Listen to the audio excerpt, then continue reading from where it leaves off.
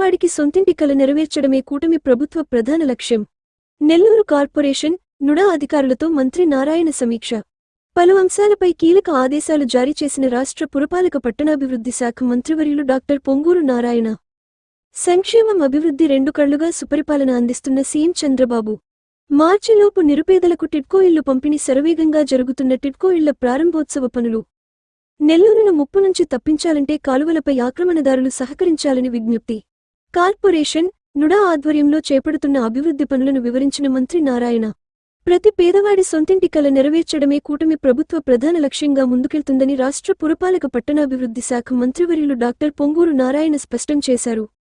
ఈ కార్యక్రమంలో joint collector Venkateswarlu, ఎమ్మెల్యేలు Somireddy Chandramohan Reddy, Kavya Krishnareddy, Inturi Nageswararao, NUDA chairman Kotamreddy Srinivasulu Reddy, deputy mayor Roop Kumar Yadav, commissioner Nandan, Kavali, Kandukur municipal కమిషనర్లు, town planning, engineering, public health అధికారులు పాల్గొన్నారు.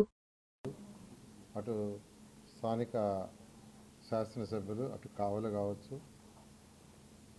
కందుకూరు కావచ్చు, సర్వేపల్లి కావచ్చు, నెల్లూరు రూరల్ నుంచి కూడా రిప్రజెంటేషన్ గిరిగారు ఇచ్చారు. ఎమ్మెల్యే గారికి కొంత అర్జెంట్ వర్క్ ఉండి పోవటం వల్ల వారి బ్రదర్ వచ్చారు. ఏదైతే సమస్యలు ఉండే ఆ సమస్యలన్నింటినీ డీటెయిల్గా డిస్కస్ చేయడం జరిగింది. అన్నిటికంటే ఇంపార్టెంట్ ఫస్ట్ టిడ్కో హౌసెస్ 2014-19లో ఎంతో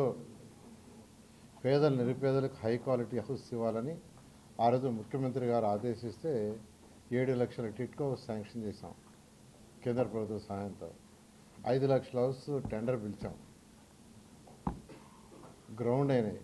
కానీ గత ప్రభుత్వం నిర్విరామం చేసి వాటిని 2,61,000 కుదించింది. కానీ కుదించిందన్న కంప్లీట్ చేసిందంటే చేయలా, వదిలేసింది. అయితే ఈ ప్రభుత్వం వచ్చిన తర్వాత ఆ కాంట్రాక్టుల సమస్యలన్నింటినీ పరిశీలించి వాళ్ళతో డిస్కస్ చేసి కమిటీ వేసి, టెక్నికల్ కమిటీ, ఆ కమిటీ ద్వారా వాళ్ళ సమస్యలన్నీ సాల్వ్ చేసేదానికి సొల్యూషన్స్ తీసుకొచ్చి.